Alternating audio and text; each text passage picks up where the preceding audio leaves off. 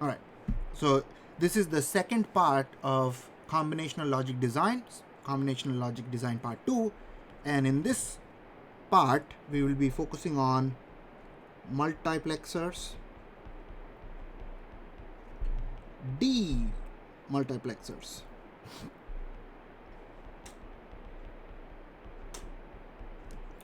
Let's see, adders, comparators. Yeah, I think this is it. These four main topics. You guys already have some background about adders and comparators, but multiplexer or simply a mux and a demux are going to be new. So we'll focus on that. Let us start talking about the multiplexer. And it is really useful, and it can be used in many different applications, which is why I like it a lot. As a design component, I like it a lot because of that. Now, what is it used for? That's probably the first question, right? What is it used for? A multiplexer is used to essentially select one from many inputs. Let's see. I can write the answers in red maybe.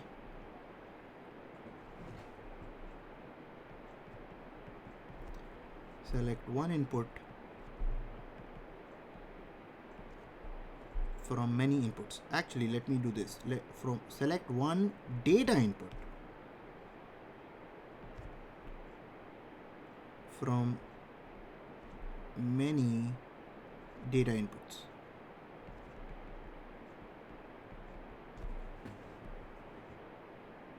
So think of it like a many to one component.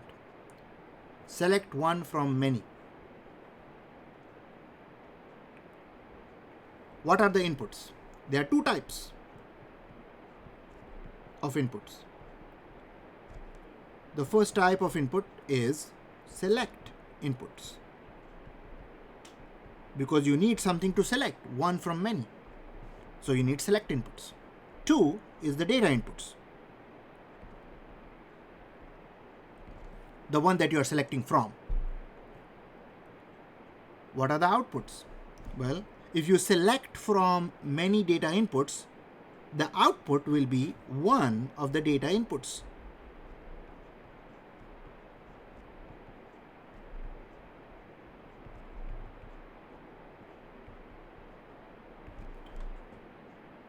What does that depend on? It depends on which select input or inputs you make active. So depending on which select input is active, your output will be one of the data inputs. What is the symbol? The symbol is a trapezoid shape. The bigger side is used for indicating the many data inputs. At the top, you have the select inputs, and on the right, you have one output. This symbol is specifically for a 4 to 1 mux. 4 inputs, 1 output. And obviously, to select one from 4 things, you need 2 select lines. So the select lines are at the top. Let me call them S1 and S0. Most significant select, least significant select. So S1 and S0 are my select inputs. On the left, I have the data inputs. So let me call them something here in red, maybe D0, D1, D2, D3. These are 4 data inputs. Now these 4 data inputs could be anything really. These could be variables. These could be expressions, logic expressions. These could be hardwired to a ground, or they could be hardwired to a high voltage. So you could connect anything over there depending on your application. Let me call the output as F. F is my output. Now I have to select one from the 4 data inputs. So how is it going to work? Let me try to show you that with the symbol first, and then we will write the corresponding statements. When the select lines are 0, 0, let me use blue for this, 0, 0. So S1 is 0, S0 is 0. Then D0 is going to go through. If I have a 0, 0 here.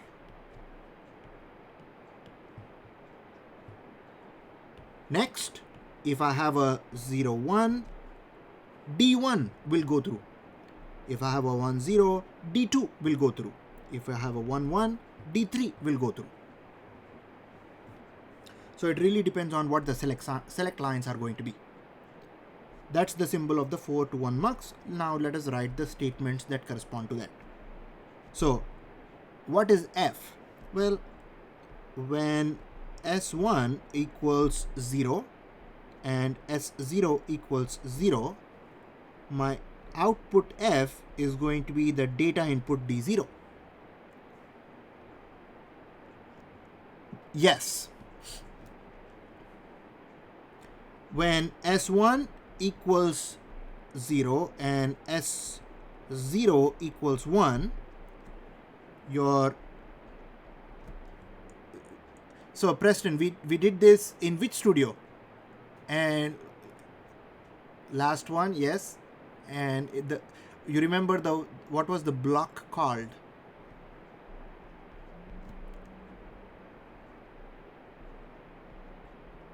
Function select. Yes, absolutely right. That was the function select. S1 is 1 and S0 is 0. Our function is going to be D2, and the last case is both are 1 and my function is going to be D3. So F can be D0 or D1 or D2 or D3. One of them will go through depending on the select lines. And in this case, we need 2 of them because there are 4 inputs. So that's your multiplexer. And they come in different forms. They could be a 2 to 1 multiplexer, they could be a 4 to 1 multiplexer, 8 to 1, 16 to 1, or in general, 2 raised to n to 1. Where n, what is n? N is going to be the number of select lines.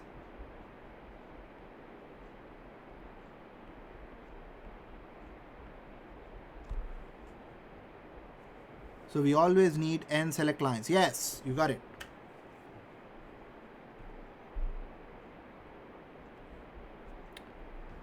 Now let's try to design a 2:1 multiplexer. So when I say design a 2:1 multiplexer, I'm talking about what is its truth table, what is the K-map, what is the logic diagram, what is the symbol, what is the description, everything about the 2:1 mux. And we can start off with the symbol actually. We can start off with the symbol and then the description. The symbol is quite simple. One select line to choose from 2 inputs, 1 output. So in terms of select, I only need 1, S. In terms of data inputs, I need 2 of them. Let me call them A and B. In terms of outputs, I only have 1, F. What is the description? The description or the statements are when S equals 0, F equals question mark. When S equals 1, F equals question mark.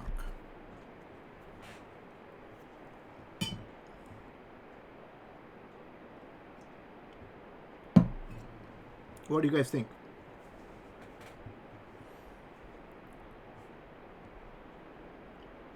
A then B.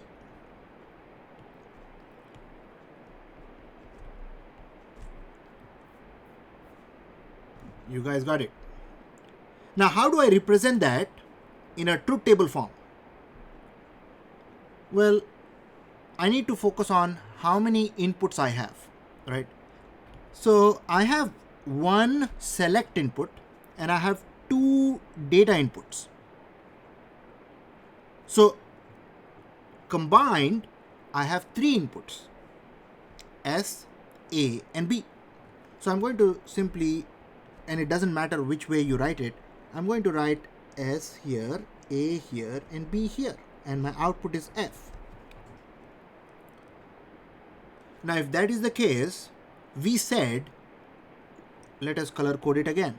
This is yellow and this is blue.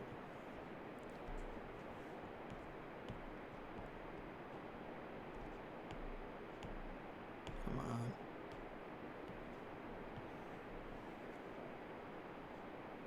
So when S is 0, where is S0? Here. And where is S1? The next 4. So for the first 4 rows, I'm simply going to have F as A.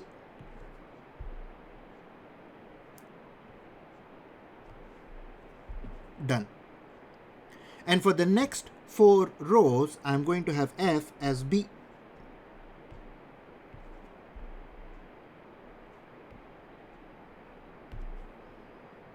Let us color code it again. Blue here and yellow here. Yellow here and blue here. Maybe this can cause a confusion, so I'll ignore that. Alright. So I hope you guys are okay with transitioning the description of the 2 to 1 mux into the truth table of the 2 to 1 mux. Once you have the truth table, you can translate that into a K-map very quickly. You guys are experts at this now. Let me have the inputs as S, A, and B. I will fill out 0, 0, 1, 1. So I've got 0, 0, 1, 1, 0, 1, 0, 1, 0, 1, 0, 1. Now, if you ignore the hazards, what is the simplest implementation of the function? We are ignoring hazards. I think you guys will choose this.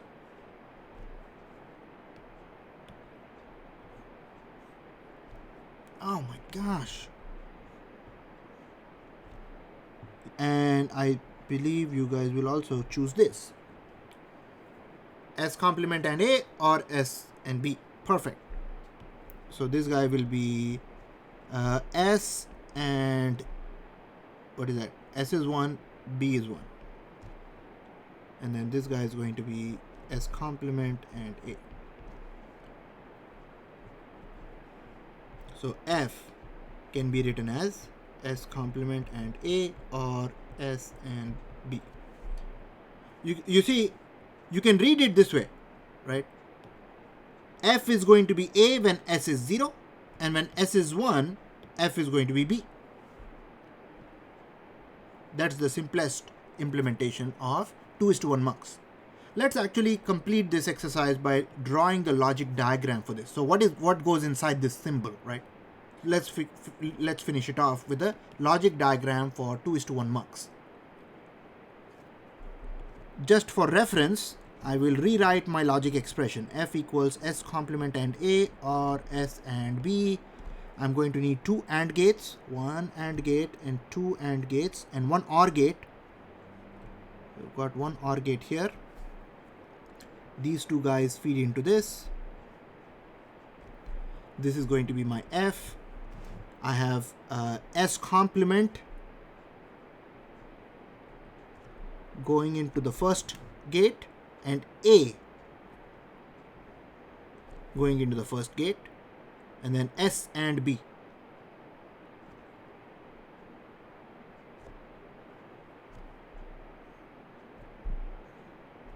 So I've got S, A, B over here.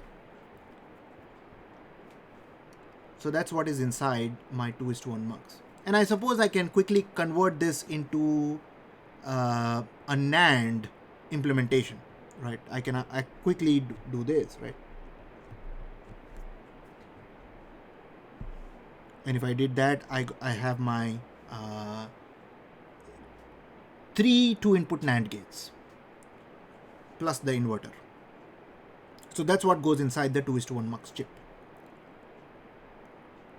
Now question is, can you design, oh well, let's not do the next one next.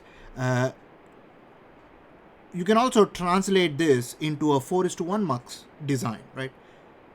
You will have similar description statements. You will have S, A, B, C, D, 4 data inputs, 1 output, and you can go through the same process to write that. Now, let me tie this together. If you look at this expression, F equals S complement and A, or S and B complement, you see the coupled variable here. What is the coupled variable here? S. The coupled variable is S, and that became the select input, right? So the coupled variable became the select input. How about the data inputs? The one that appeared with S complement was the top input, A. And the one that appeared with S was the bottom input, B. You guys see it? So identify the coupled variable, identify which input is with S complement, identify which input is with the true form of this coupled variable S. Those will be your top and bottom inputs.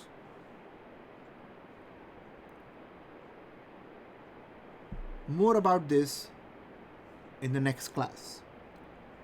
We'll actually do so next class is going to be pretty important because we are going to learn how to implement any logic function using multiplexers. It's very interesting, and it is based on Shannon's expansion theorem. So stay tuned for that for the next class. All right, let me stop recording here.